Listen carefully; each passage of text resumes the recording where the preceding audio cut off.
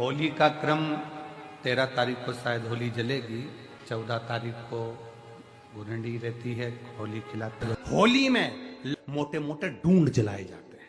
डूंडा की राख तैयार होती है, उसका कालापन जो तैयार होता है उसको उठाकर ले आए और कपड़े में उसको छान कर राख तैयार कर 3-4 बार छानने के बाद उस भस्म को 12 बजे से 1 बजे के बीच में शिव जी को समर्पित कर देता है और उस भस्म को उठाकर उसमें घी मिलाकर मस्तक पर तिलक लगाकर चले जाता है। वो जिंदगी में कभी हार नहीं सकता, विजय ही पाता रहता है, उसकी कभी हार नहीं हो सकता।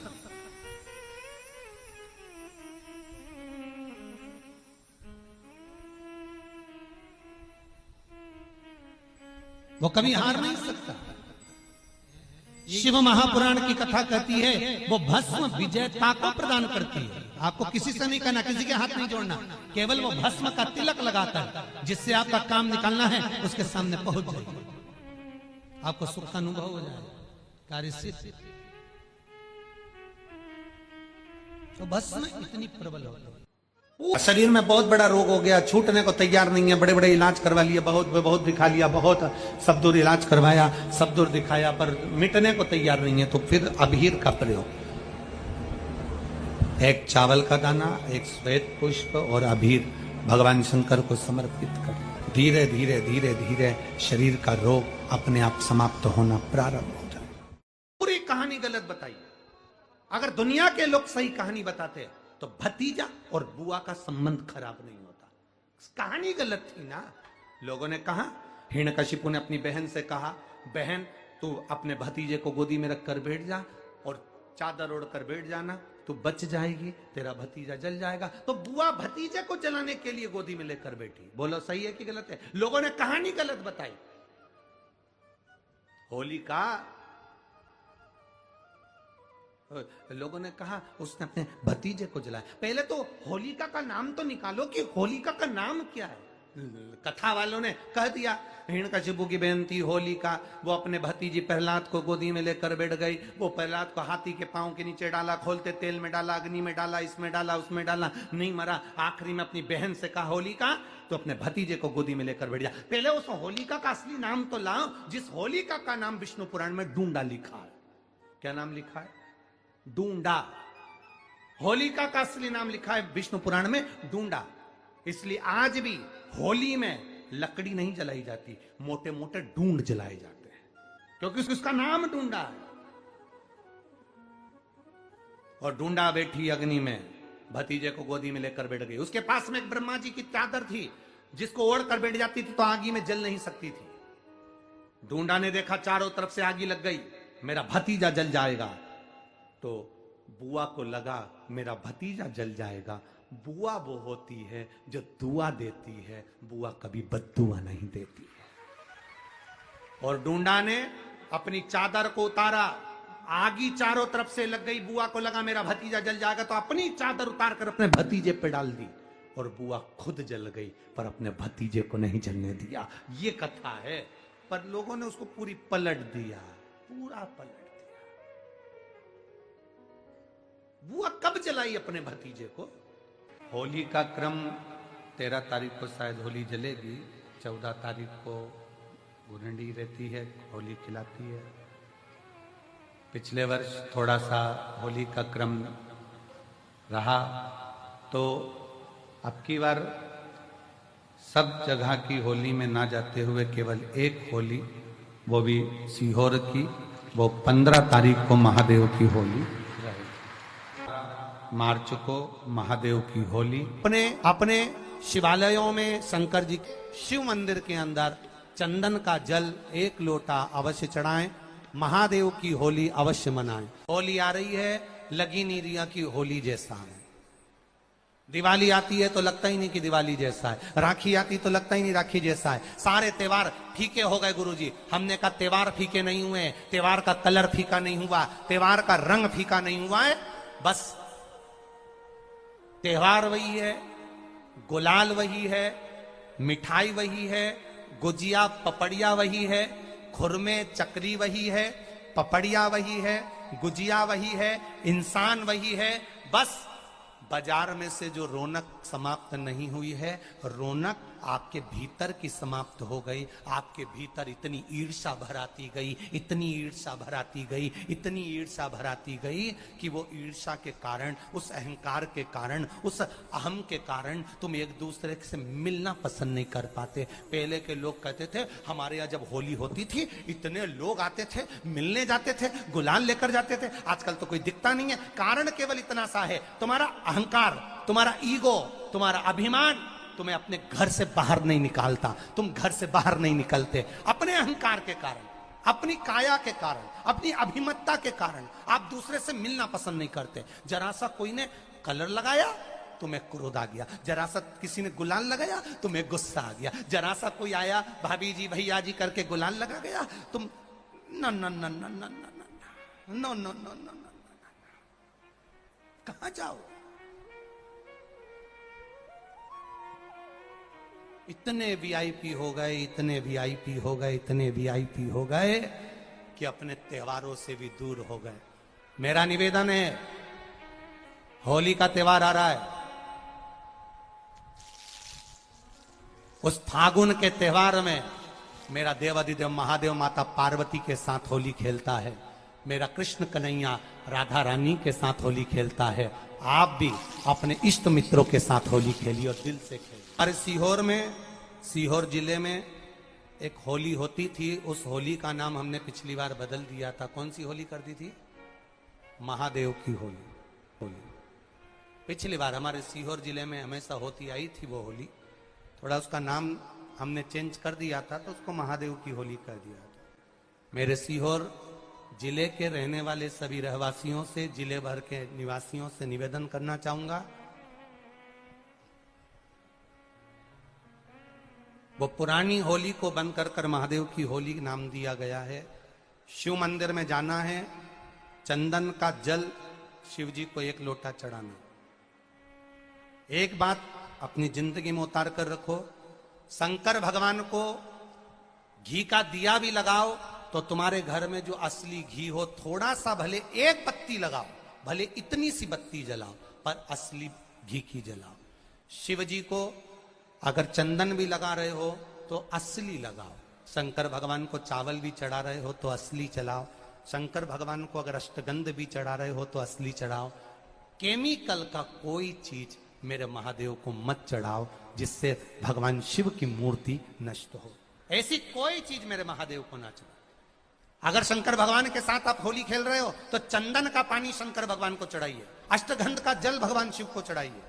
तो करो तैयारी, आ रहा है त्रिपुंड धारी महादेव की होली। बड़े आनंद के साथ मेरा निवेदन, अपने शिवालयों में, शंकर जी के मंदिरों में, सीहोर जिले के प्रत्येक शिव मंदिर के अंदर चंदन का जल 1 लोटा अवश्य चढ़ाएं, महादेव की होली अवश्य मनाएं। और भाव के साथ 5 मंदिर हम भी जाएंगे, कोई जुलूस नहीं, कोई क्रम नहीं, बस बाबा को आराम से जल चढ़ाना ही एक नियम है और बाबा को जल चढ़ाएंगे। आप सब बड़े आनंद के साथ महादेव की होली का स्मरण करिए। महादेव की होली के दिन और बेलपत्री की जड़ के नीचे जाकर प्रयास करा करो कि लाल चंदन का जल, लाल चंदन को घिसकर कलश में उस चंदन को डालकर जल भरकर उसको बेलपत्री की जड़ के नीचे सींचन करने का प्रयास करा करो। है कि धीरे धीरे कर कर वो दुख समाप्त होगा, वो दुख कटेगा ही।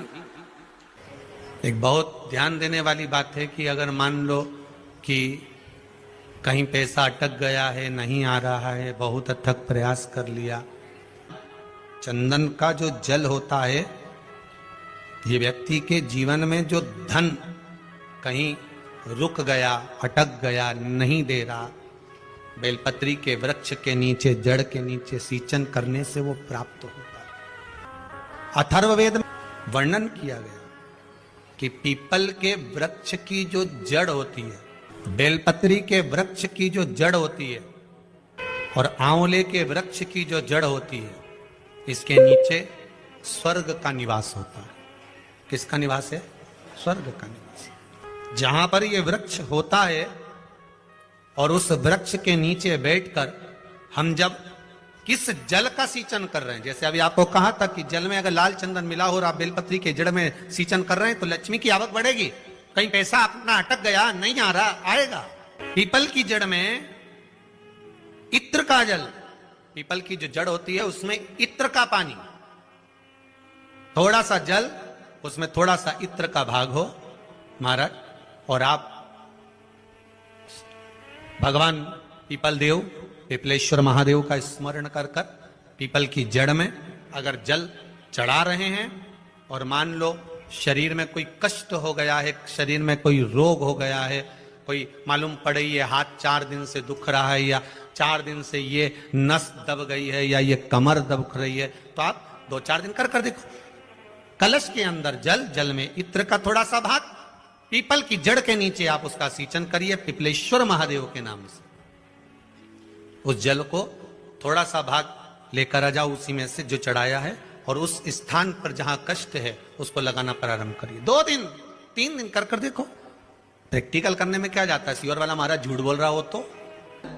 कभी कभी अगर ऐसा लगे जीवन में कि दुख बहुत ज्यादा आ गया है, बहुत तकलीफ आ गई है, तो लाल चंदन को घिसकर उस लाल चंदन का लेपन भगवान शंकर पर कर कर फिर पानी चढ़ाओ।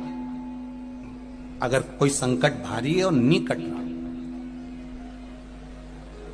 जैसे किसी नारी का गर्भ नहीं ठहर रहा, 15 साल हो गए, 20 साल हो गए, 25 साल, जैसे इसने लिखा एक माता ने कि 18 साल की बेटी हो गई थी पर संतान में पुत्र नहीं, तो उसने भाव से कथा सुनी।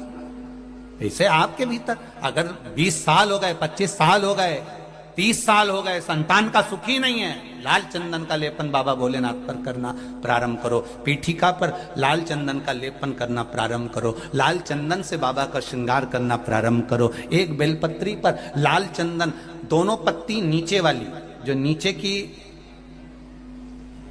की जो 2 पत्ती होती है इस पे लाल चंदन, और बीच वाली पत्ती पर पीला चंदन लगाकर बाबा के शिवलिंग को समर्पित करिए। बाबा से प्रार्थना करिए, रोज प्रार्थना करो। परंतु एक बात का स्मरण रहे, 25 साल हो गए, 20 साल हो गए, 30 साल हो गए, संतान नहीं, तो पहले जल से अभिषेक कराना, अभिषेक कराकर उस जल का आचमन करने के बाद हाथ को खासा करना, धोना, उसके बाद में फिर वापिस बाबा का स्नान कराओ, फिर चंदन का लेपन कराओ, फिर 1 लोटा जल चढ़ाकर बाबा का स्नान कराओ।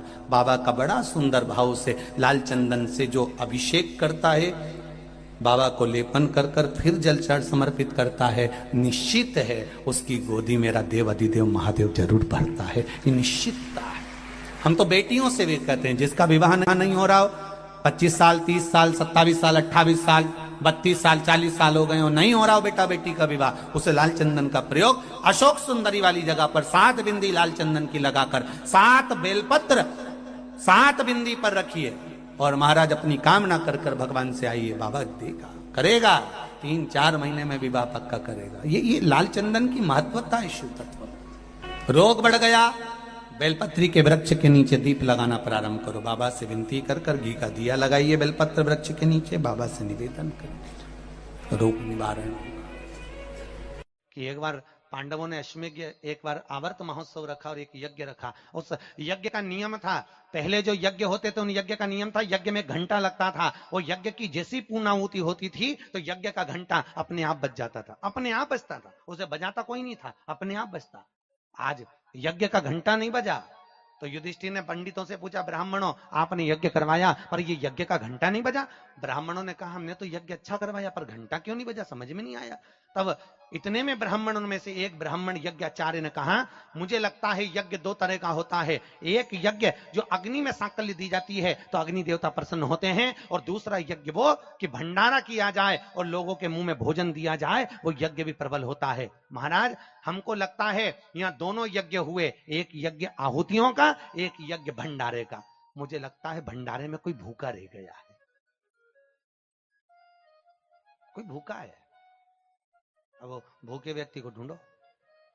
पांडव गए और पांडव जाकर जरा पता करो कि भूखा कौन है अपने नगर में, यज्ञ का घंटा बजेगा।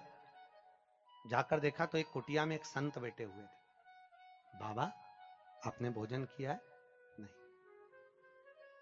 आपने भोजन नहीं किया? नहीं। क्यों नहीं किया? मैं काय को भोजन करूं, भंडारा हो रहा, चलो भोजन करो। नहीं नहीं मैं नहीं करता। भंडारे में भोजन नहीं करोगे? नहीं। क्यों नहीं करोगे? मैं उसके घर में भोजन करता हूं जो मेरे को 108 अश्वमेध यज्ञ का पुण्य देता है। पांडव मेरे को 108 अश्वमेध यज्ञ का पुण्य दे दे, मैं उनके यहाँ भोजन कर लूंगा। अब पांडवों ने सोचा अपनी जिंदगी में पहला तो अश्वमेध यज्ञ कर रहा है, और 108 अश्वमेध यज्ञ तो हमने कभी जिंदगी में नहीं करे, तो हम इसको पुण्य कहां से दे बाबा को।